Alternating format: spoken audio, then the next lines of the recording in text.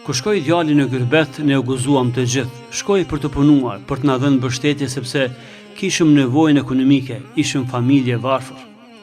Me shkuarin e tij në Gërbet u rregullua edhe jeta jonë ekonomike, e cila ishte përballë për shumë kohë me vështirësitë e shumta ekonomike. Ne, si prindër, hynë në borxh që me pagu rrugëtimin e djalit për në Gërbet. Ai shkoi, u punësua dhe na ndihmoi shumë, madje shumë. Ndërtuam shtëpi, ndërtuam një jetë të mirë ekonomike. Djali i bani letrat, erdhi në pushime disa herë, derisa edhe e fejuam e u martuam. U gëzuam shumë si prindër, meqense kishte një pjesë të madhe të jetës që e kaluam me vështirësi ekonomike. U kujdesëm shumë për djalin dhe njëkohësisht u gëzuam edhe shumë kur e fejuam dhe e martuam. Nga një familje e varfër u bëm një familje mesatare. Kështu djali punonte vazhdimisht dhe dikur ja bëri vizën edhe gruas, pastaj e mori grua me vete. Ata lindën fëmijë, u bën prindër dhe ne u bëm gjyshër, por ne mbetëm në Kosovë. Ne mendonim se me kalimin e kohës djali do të na merr një ditë edhe neve në Gërbet. Ani pse ne ishim të rinj dhe nuk kishim nevojë për shërbime, por kishim nevojë për shoqërim.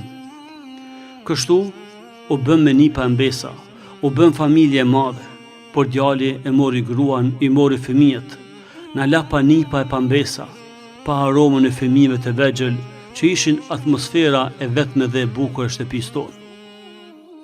Ishin atmosferë të shtëpisë nipa dhe mbesat, por djali vendosi të i marrë e të na thyje shpirtin.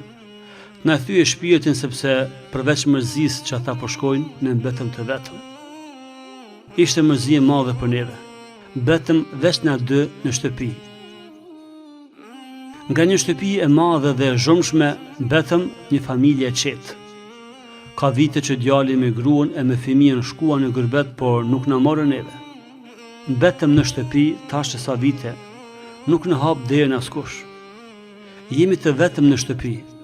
Kemi mahallin e djalit, mahallin e nipave dhe mbesave.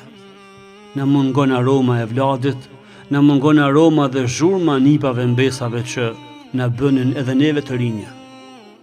Na gryen edhe muret të shtëpisë, e sa herë dal në obor të shtëpisë, mërzitëm. S'ka kush të qesh me neve, s'ka kush të na bëj zhurmë. Ja ruajmë lodrat e fëmijëve si kujtim, sa çmallmi kur flasim me nipa e mbesa në telefon.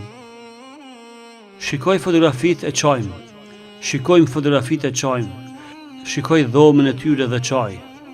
Çdo gjë të tyre kam si kujtim, e ruaj me mall. Nuk e kam menduar që do të jetojmë në një shtëpi kaq të shtrenjtë të bukur, por pa nipa e mbesa, pa aromën e djalit dhe pa aromën e tyre. Kujdes se çka po veproni me prindët e juaj. Ju mund të vendosni që të ikni atje, por nëse e leni nënën dhe babën të vetëm në shtëpi, kjo nuk është mirë. Ne kemi të gjitha, kemi shtëpinë luksoze, kemi jetën ekonomike dhe asgjë nuk na mungon, por na mungon prezenca e djalit. Na mungon prezenca dhe aroma e djalit, e nipave dhe mbesave. Na mungon zhurma atyre, na mungon atmosfera atyre.